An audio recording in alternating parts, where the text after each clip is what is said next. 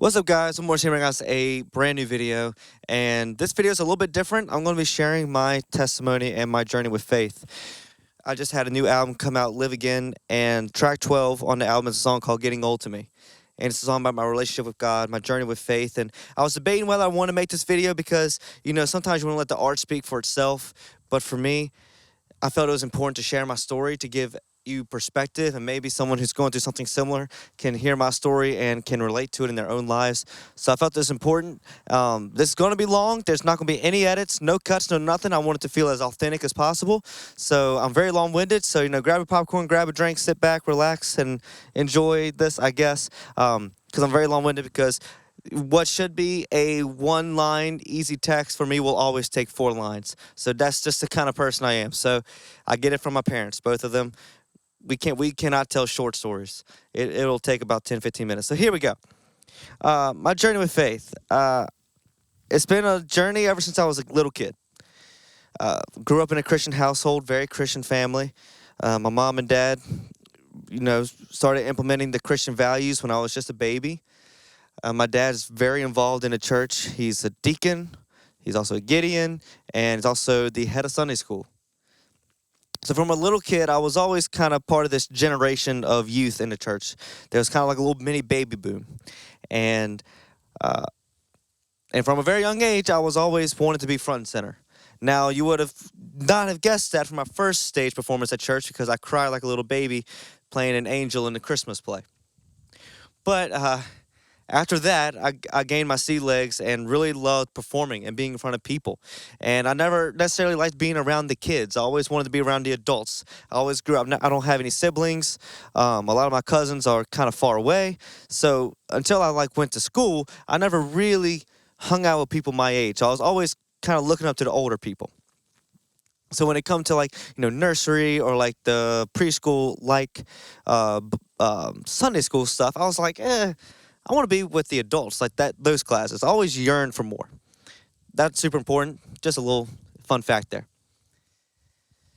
So when you grow up in a church, you're told all these things. You're told all the stories. You learn all the songs. You learn all the simple Bible stories. You learn to recite John 3:16.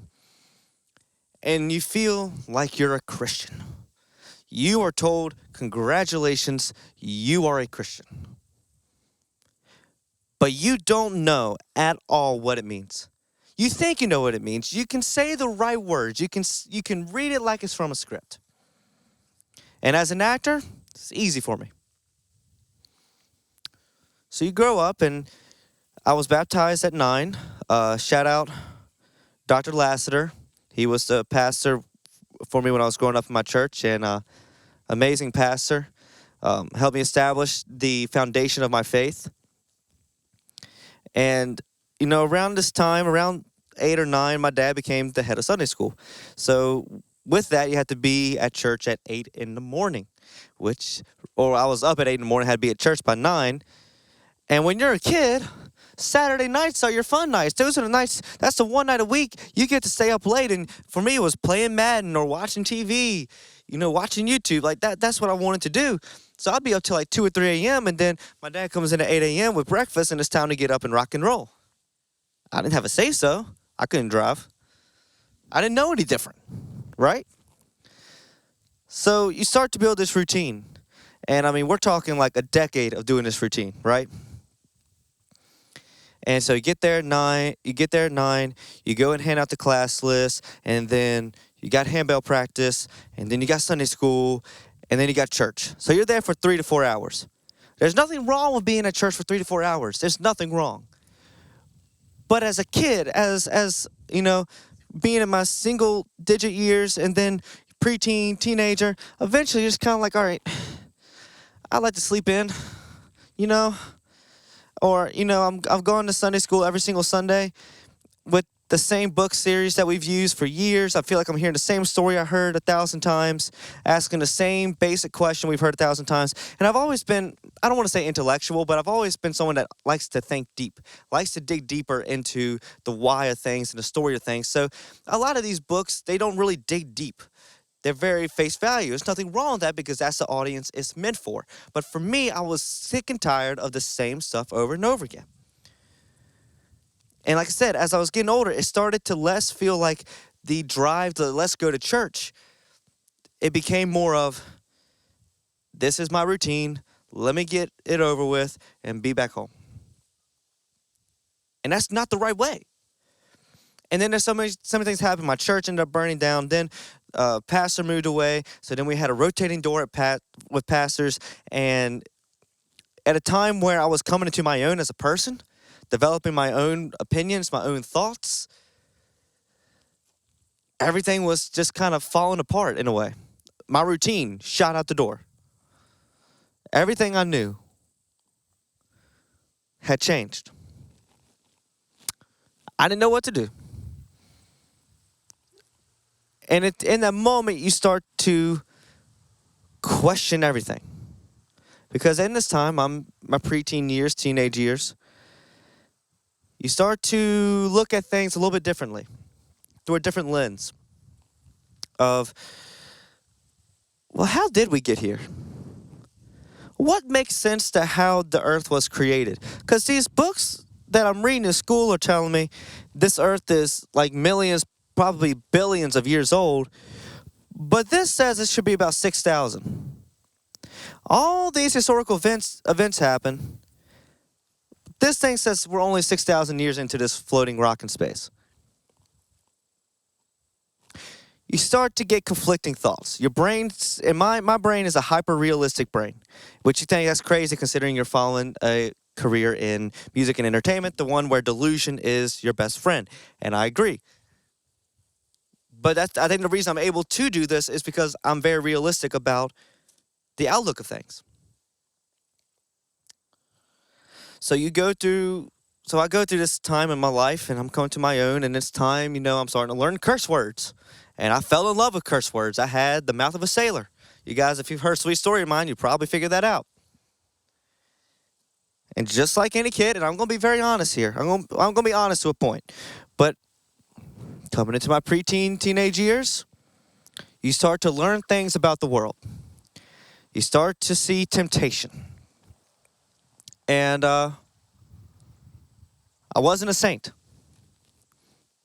We'll just leave it at that. And I had my struggles. I was living a very, I want to say non-Christian life, but a life that wasn't fulfilling in my faith. It wasn't reflective of my faith. I would say the right things, do the right things, show up when I need to show up. But in my heart, I believed in God. I knew Jesus died on the cross for my sins.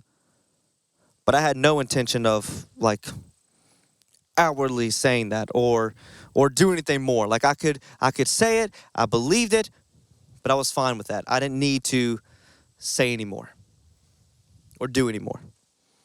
So for years and years, same routine, same hymns 1,000 times in church. Reading the script just for the right things to say, because the last thing I wanted to do was upset somebody. Because the way it is feel with kind of the pressure where everyone in the church knows you, everyone in the church knows your family, the moment that I say something like, I'm having second thoughts, or I'm questioning this element here, I'm questioning this element there, then suddenly that doesn't just become judgment on me, that becomes judgment on my family. Because then this is just the way it works, and if you feel targeted by this, I'm sorry. But the way the society is around here, if I do something wrong, that's a reflection on someone else. If I say something that they don't agree with, that's a reflection on someone else. And I wasn't going to dare put that reflection on my family. Because what I was going through, the questions that I was having, had nothing to do with them. They did nothing wrong. This was just my own spiritual journey I was having to go on. And I said, I will go on it by myself, deal with it internally, because the last thing I want is someone pointing fingers and saying, where did you go wrong? Because the things that drove me away from my faith and made me question my faith had nothing to do with my upbringing, had nothing to do with my family. It was purely internal. So I just want to set that right clear. I just want to say that right here. So coming into my teenage years, starting to look at going to college and going and living on my own. So where did I go to college? Where did I apply? Liberty University. Most Christian university on the planet. Well, probably not the most, but there's some that are stricter. But one of the top Christian universities. I'm excited to go grow my faith there. Yeah, sure you are, buddy. Yeah, I was so excited to go grow my faith. My faith that was just so strong, right?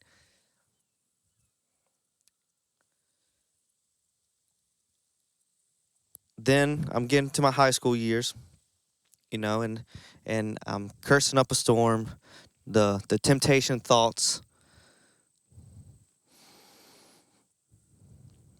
I became a shell of the boy who was baptized at 9 years old.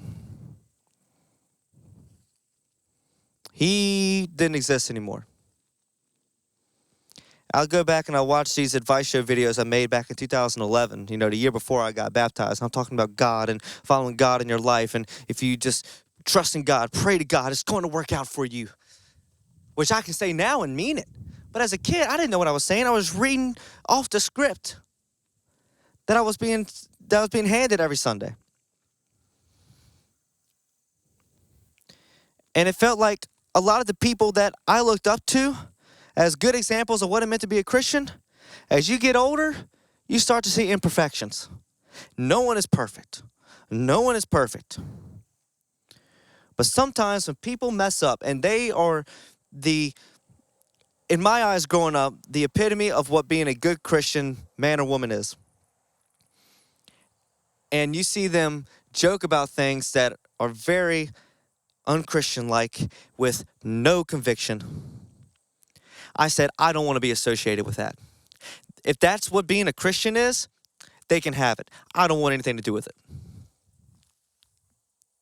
This happened around 2019, 2020, COVID. But we all were locked in our houses for months and months. And at a time where I was questioning everything, it was like I had the word at my fingertips. TikTok's blowing up. The algorithms are going crazy. All these different societal views, political views. People talking about manifestation and believing that you speak it into the universe and the universe will guide you. Well, when you're stuck in the house every day, churches are closed. I started to feed into it. I started to align with beliefs that had nothing to do with Christianity. Even some that were anti-Christian. Because I was like, well, they make a good point. Not truly thinking about all the values, all the lessons, all the stories I learned growing up. I said, you know what? I think they're on something with this manifestation stuff. Or maybe this religion sounds kind of cool. What if I looked into this one? Like, I believe in God. I know Jesus died on the cross for my sins, but this is a little intriguing. True thoughts I had back in 2020, 2021. And then 2021 came. I'd been at Liberty, but the full Liberty experience that you may hear about, it didn't exist because of COVID. A lot of restrictions, regulations. So you really didn't have it. You had, some of the convocation, the community groups. But I was head over heels of getting drunk. Let's go party. I'm going to curse up a storm. I don't care. I'll have these lustful thoughts. I don't care. I didn't. Because I wasn't living for God. I believed in God. I knew the truth. But I refused to follow it. Why? Because I said, you know what? I'm an adult now. I'm going to live faith. I'm going to live my Christian life on my terms. The ego I had to say, I'm going to be a Christian, but on my terms. It makes me sick to my stomach when I say that, but it's true. It's true. And I said, God, look, one day I'm going to come back and I'm going to shout your name from the rooftops, but it's not today. It's not going to be now. I'm going to go do my own thing. I'll see you later. I still prayed every night. Somehow through all this, I still prayed every night. But it was more just speaking out. Praying for things that I wanted. hoping good things would come to me. Not actually trying to build that relationship with God. I kept him at arm's reach. I said, I'm living my life. I'll pray. And this is the wall between us. And then 2021 came. And my ego got boosted out the door. Because why? Well, I was overweight growing up. I lost all the weight. Lost about 100 pounds. Put a lot back on. So I was feeling good. I was a new person. And one thing that people don't talk about a lot is when you lose weight, the mental side. People talk about the physical side. That's obviously the biggest part. But there's the mental side too. Your brain, the chemical makeup of your mind, it changes. Your body's regulation of chemicals, it changes. It changes the way you operate, the way you think. And I became I became a harder worker. I became much more disciplined. I worked another summer for the Commanders to take my friends to their first ever NFL game. I did that. I got into the film program at Liberty a year before I was supposed to because I didn't want to wait another year. Looked at my academic advisor and said, I'm going to do it. It's like, well, you can't. Is there a way to do it? Yeah, but it's going to cost more and you have to overload your credits. And I said, I'll do it. I was high on life. I was high on will. He had lost the weight. I'm looking good. I'm in the program a year early. I worked hard. Look at all I did. Worked for the Commanders. Now I'm making films, living a dream, getting to work with cinema cameras. And the cherry on top is I met a girl. And for those of you who don't know, relationships have never come easy for me. And when all these things were going good, it was like, bam, good thing, bam, good thing, bam, good thing. Now I meet a girl, head over heels. And I was like, yes, I deserve this. I cleaned up my act. I stopped cursing as much. The temptations of life just kind of went away. I was the best version of myself, but I wasn't doing it for the right reason. I wasn't doing it for God. I was doing it for that person. And I said, I deserve this. I've put in all this work. No credit to God. Just me. And God said, just you. I didn't give you the knowledge to speed your way through college. I didn't give you the strength and courage and determination to lose the weight and show up to the gym at 230 pounds. Oh, I didn't do that. Oh, that's how you see it. Took that rug, pulled it out right from under me. Everything fell apart. I got into a wreck. That person that had entered my life, gone. My grandfather passed away.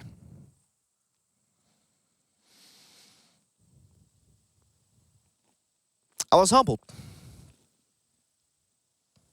But I wasn't mad because I knew. I knew what had happened. So I started praying again. Started going back to church. But not because I wanted to. Because I felt like I had to.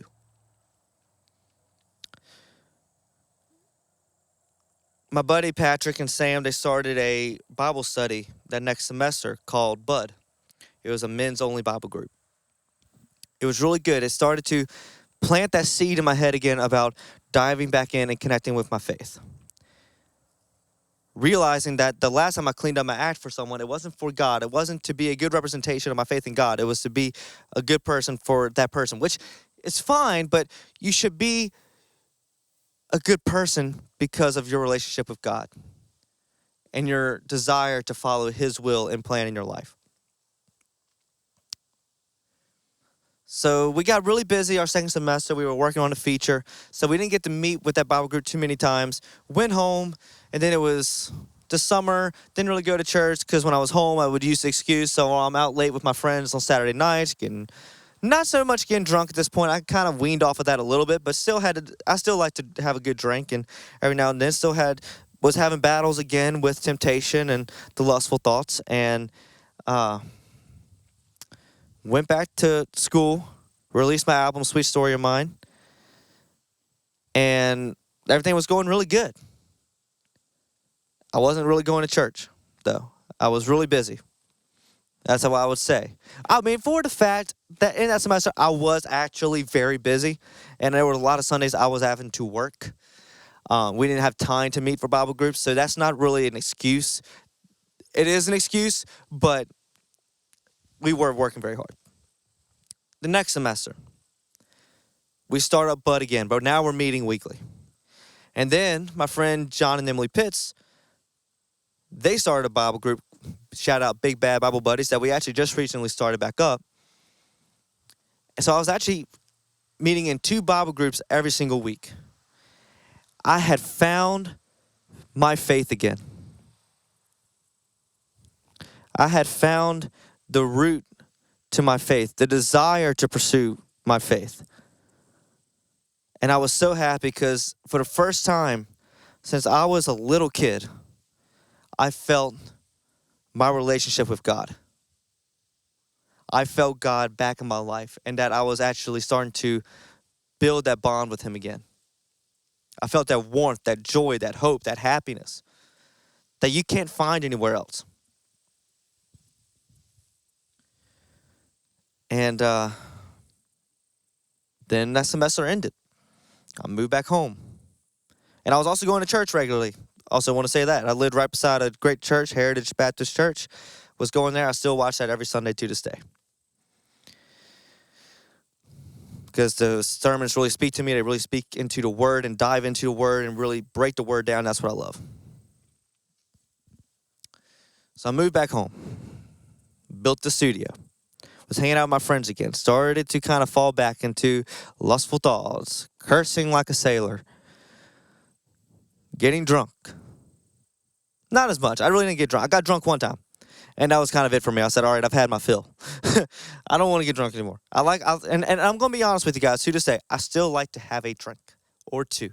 I just don't get drunk. Maybe a lake week with the boys or whatever, maybe.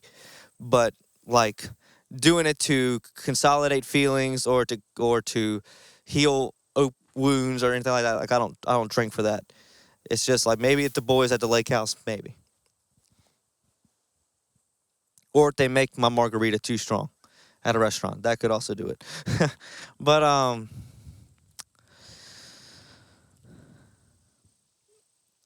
2024 comes. Last year.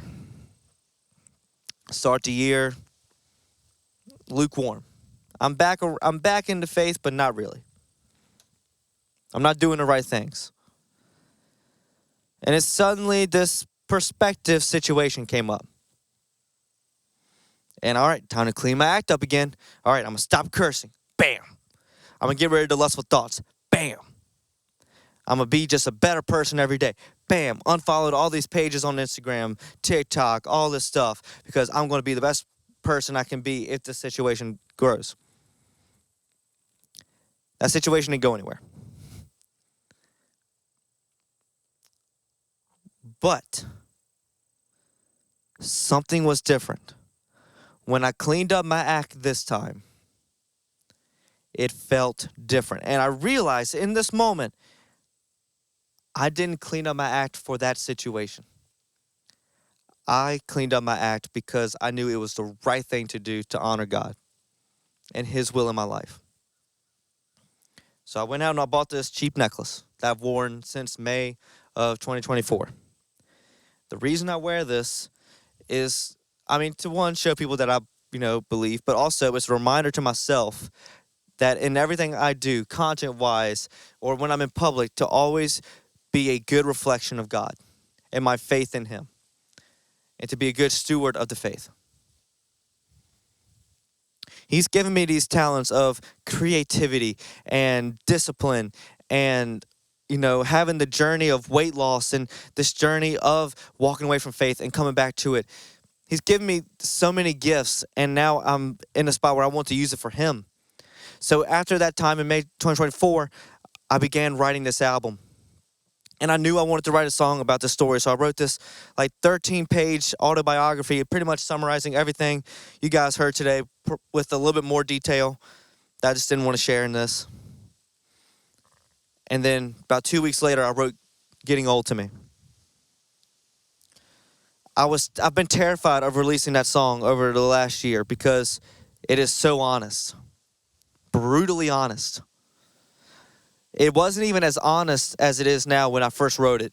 As I was working on it over the last year, I actually made it more honest. The second verse, the first verse, singing that line, now I'm supposed to believe in a man in the sky. You know how much it hurts me to sing that lyric?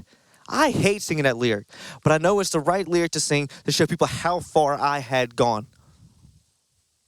And verse 2, getting drunk on Friday nights, feeling sin in my eyes. You know how hard it was for me to write a lyric about that time in my life? But I knew I had to, because to make the song the right version, it had to be as honest as possible. And I said, this song is basically me stripping myself naked in front of the world and saying, here I am, here's my story. And it hasn't been the easiest journey since then. There were times where I started to fall back. And I was like, I cannot release this song Getting Old to Me. It's not honest. There's certain lyrics that are just not honest. I'm starting to fall back into old ways. But luckily, there was a point earlier this year where I just kind of said, Will, you've got to clean up your act. You've got to get your stuff right. You keep saying the right things, and you're on the tip of the iceberg. You're almost there. You almost got your stuff handled. I just need a little bit more. So I got more disciplined. I changed up my workout routine. Started just kind of doing a new workout routine that's kind of bulked me up a bit more. Really strict on my diet. Praying more. Listening to more worship music. Regularly, while virtually, my church in Heritage Baptist Church. Started regularly watching that. I can now proudly say that when it comes to the temptation, the lustful thoughts, I have been sober for many months in that sense. It's always a challenge. It's never easy, but I have been sober, and the world is just so much better now. The way I see things is so much clearer because, sometimes you use that as an avenue as stress or whatever. I don't really feel stress, and when I do, I pray. I listen to worship music. I work in the studio. I write a song. I do something. I find other avenues. Now, does that mean I'm going to be perfect for the rest of my life? No, because who is? When I pray to God, I don't say, thank you for making me a good person. Thank you for making me a great person. I don't believe I'm a great person. I don't think I'm even a good person.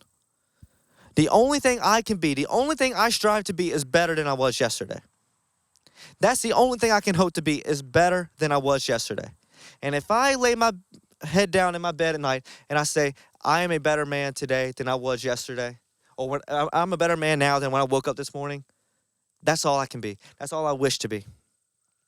So the reason I made this video is because God gave me these gifts of creativity. God gave me this avenue to write the song, the inspiration, the purpose to write the song. And I want to share with you guys my story. And the funny part is, this is just a beginning. I'm only 23. I haven't even seen the worst of it, of what my life's going to happen, what's going to happen in my life. But I haven't seen the best either. And that's what's exciting, because what I have learned, because who could have predicted Joe Jones was going to call me out at the concert and that social media was going to blow up? No one could have predicted that. God's timing. I learned to let go of control of my life. I no longer live life on my terms. I live on God's terms, God's timing, God's purpose in my life. Am I going to slip up? Yes. Am I going to have selfish moments? Absolutely. But at the end of the day, I am going to be the best version of myself for God that I can be. And that's why I'm no longer afraid to speak about my faith publicly. I'm no longer afraid or ashamed to speak his name from the mountaintops, because he gave me these gifts, so I am going to honor them. It was a quick cut because the camera stopped recording at 30 minutes, but I just wanted to add this last little bit. about God's timing. This album was supposed to come out in March. And then it was supposed to come out in July. Then August, then September, then October. And the reason why I say God's timing is perfect is because, like I said earlier, Getting Old to me, if it had came out at certain other parts of the year, it wouldn't have been as honest. It wouldn't have been. But it came out now because now my life 100% reflects that song. I can sing that song. When I sang it in a live performance yesterday on YouTube, that is me singing it, and I can confidently sing it because it is the most honest version of that song that I could sing, and it is still 100% true about how my life is being handled right now. So I just wanted to add that little bit in there about God's timing, and that this album was supposed to come out a long time ago, and this was always going to be that song at the end of the record. And now I can sing it and be proud to sing it because I know it's honest, I know it's true, and I know it shows the journey of how far away I went to basically being a non-believer, to coming back and shouting his name from the rooftops about how good he has been. So I hope this story serves as an inspiration to some of you. I hope you guys gain something from this and hope you learn a lot about me. I love you all. Catch you in the next video. My name is Morris, and I'm out. Peace. It's that life's getting old to me, caught in my own fantasy. I was blind, now I see.